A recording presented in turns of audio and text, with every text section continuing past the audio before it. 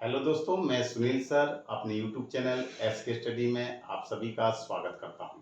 आज हम समाकलन के अंतर्गत एक्सरसाइज 7.8 लेकर आए हुए हैं और जो कि आधारित है एक फल की सीमा के रूप में निश्चित समाकलन ज्ञात करना।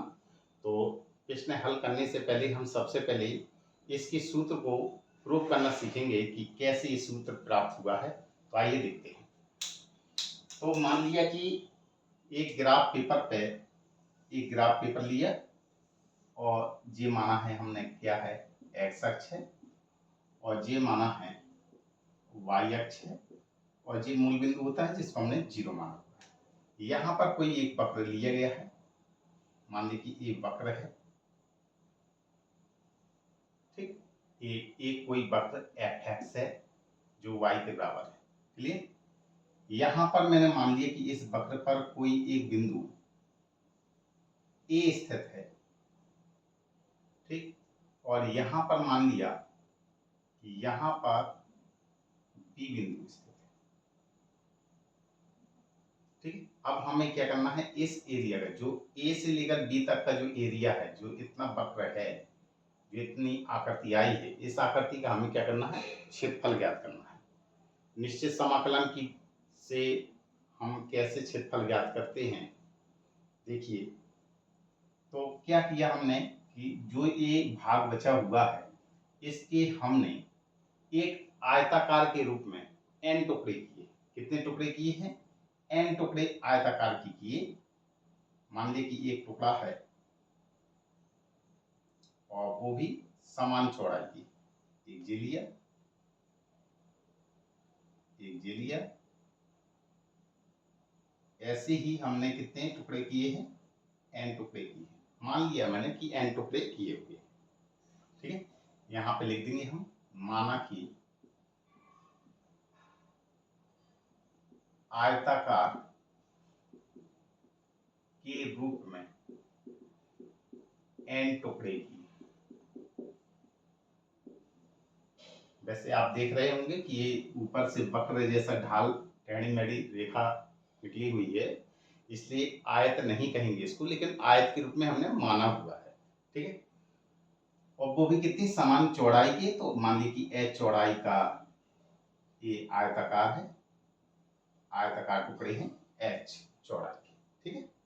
तो अगर हम इस बिंदु की, इस जो ये आयताकार भाग इतना आप देख रहे होंगे, इतना पहला वाला, तो अगर इसमें देखा जाए तो इसकी जो लंबाई है, ठीक है, अगर इसको इससे मिला दिया जाएगा तो ये आयताकार बन जाएगा, ठीक है।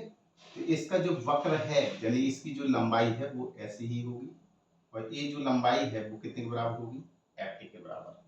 चौड़ाई कितनी है, एच है। तो अगर मैं इसका क्षेत्रफल निकालूं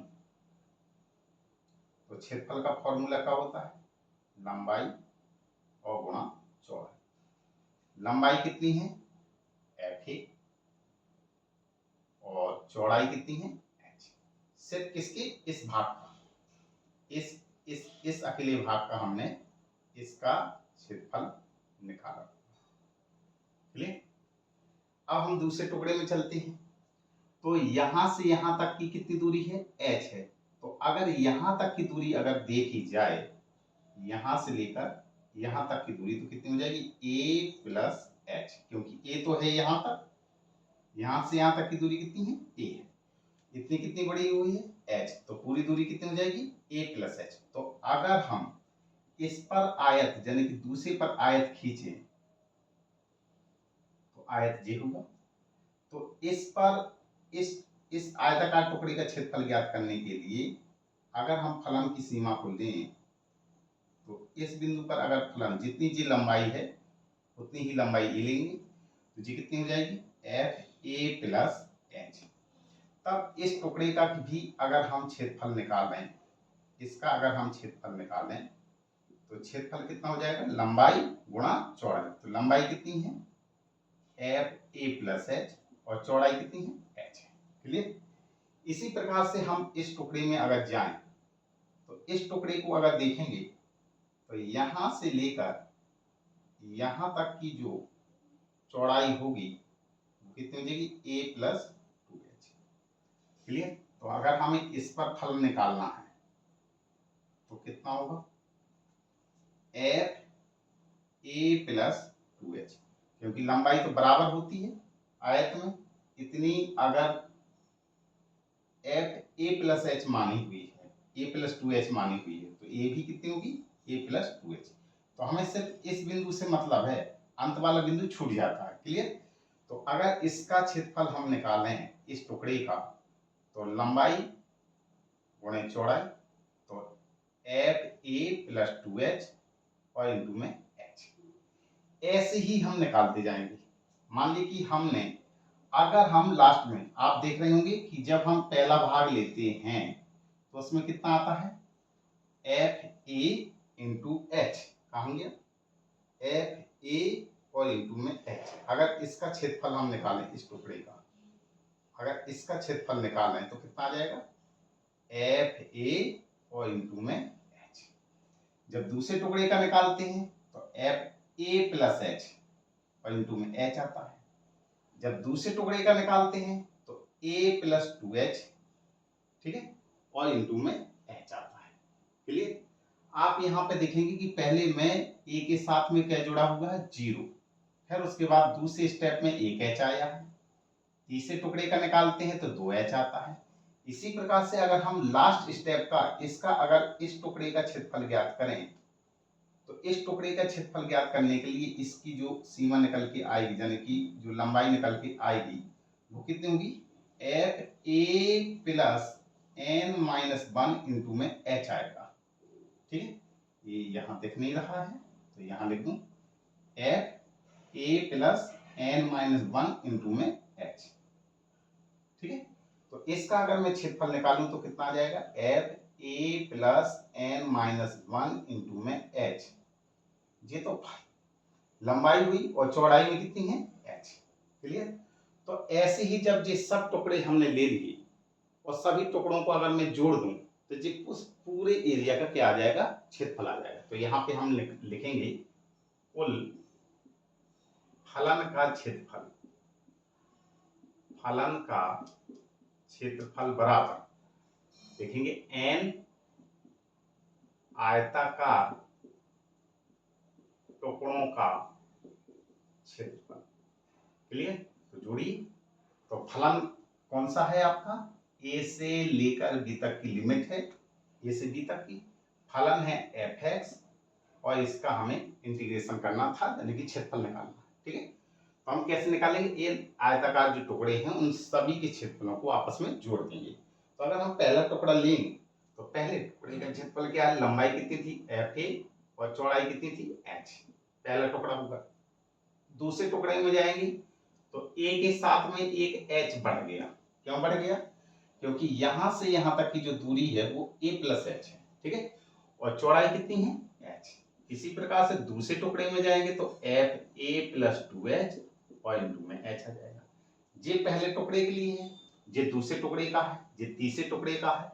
इसी प्रकार से डॉट डॉट डॉट, अगर हम लास्ट वाले स्टेप का, यानी लास्ट टुकड़े का अगर हम क्षेत्रफल निकालें तो कितना हो जाएगा, F A plus N minus 1 into में एच। क्लियर।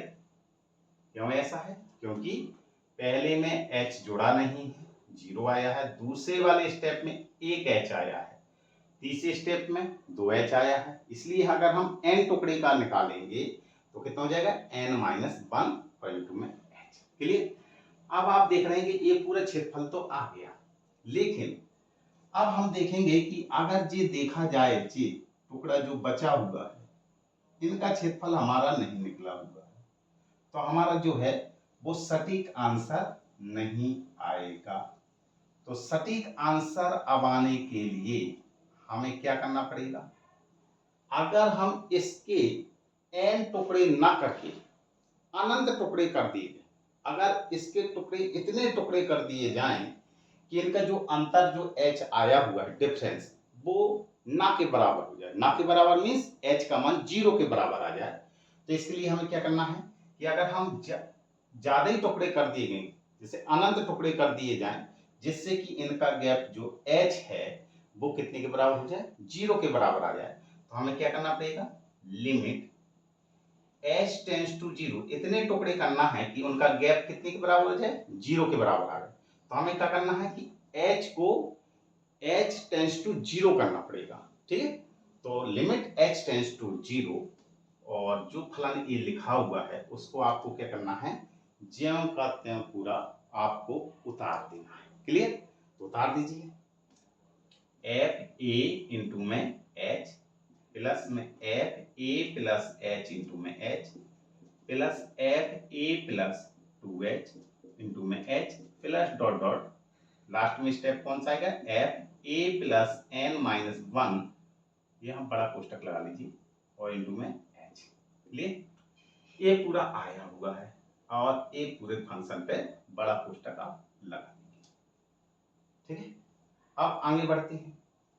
अब h इसका मतलब है जो b का मान है, वो जो b है, ये जो b है, इस b का जो मान है वो कितने के बराबर है, a प्लस, क्योंकि इसका इसके पहले वाला स्टेप क्या है, a plus N minus 1h, तो ये लास्ट वाला स्टेप क्या आएगा, a प्लस एन एच। तो यहां से अगर हम h का मान निकालें तो a को इस तरफ पक्षांतर करना पड़ेगा, तो b माइनस ए और बटी में कितना हो जाएगा, n आ जाएगा। क्लियर? तो चलते हैं आगे कि लिमिट, वैसे तो सूत्र यही हो गया, अगर और आगे बढ़ना, क्योंकि हम जो प्रश्नावलियों की सवाल लगाएंगे वो इस सूत्र पर आधारित नहीं लगाएंगे, ठीक है। वो कैसे लगाना पड़ेगा आइए देखते हैं। सबसे पहले तो आप इसको ज्यों का त्यों उतारेंगे, यहाँ पूरे में h कॉमन है, h कॉमन ले लीजिए, ये बचेगा आपका एफ ही प्लस में F A plus H plus F A plus 2h और प्लस डॉट डॉट कितना आएगा, प्लस में F A plus N minus 1 into में एच। क्लियर? ये है। अब हमें क्या करना है, इस h की जगह जे वाला मान रख दीजिए। जब जे वाला मान रखेंगे तो n जो होगा वो कितना हो जाएगा, अनंत हो जाएगा, ठीक है। क्योंकि h की जगह अगर मैं मान 0 रख दूं, ठीक है, और n का मान निकालना है तो n यहाँ आया और 0 यहाँ आया, 0 का भाग किसी भी संख्या में देंगे तो कितना आएगा मान, अनंत। तो यहाँ पे क्या लिखना होगा, n टेंड्स टू इनफाइनाइट और h की जगह जे मान रख दीजिए, कितना आएगा b माइनस ए बटे में n और इसको उतार लीजिए, F A plus F A plus H F A plus 2h plus dot dot last में क्या आएगा, F A plus N minus 1 into में एच। तो इस तरीके से हम जो भी इस प्रश्नावली के सवाल लगाएंगे वो इस सूत्र को यूज करते हुए लगाएंगे। तो इस प्रकार से आपने देखा कि योगफल की सीमा के रूप में निश्चित समाकलन ज्ञात करना है, तो हमें निश्चित समाकलन ज्ञात करने का जो फॉर्मूला योगफल की सीमा के अंतर्गत प्राप्त हुआ वो ए है, ठीक है। अब मैं आपको बताऊंगा कि इस एक्सरसाइज के प्रश्न आपको कैसे लगाने हैं, ठीक है। इस एक्सरसाइज में मात्र 5 या 6 सवाल हैं और सभी एक ही विधि पर आधारित हैं, तो इसको आप उतार लीजिए जिससे कि मैं आपको एक प्रश्न बता सकूं।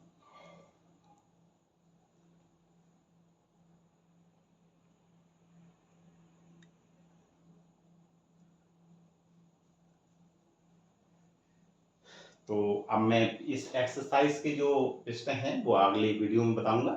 यदि मेरा ये वीडियो आपको पसंद आया हो तो इस वीडियो को लाइक कीजिए, शेयर कीजिए, साथ में कमेंट्स कीजिए और थैंक यू, धन्यवाद।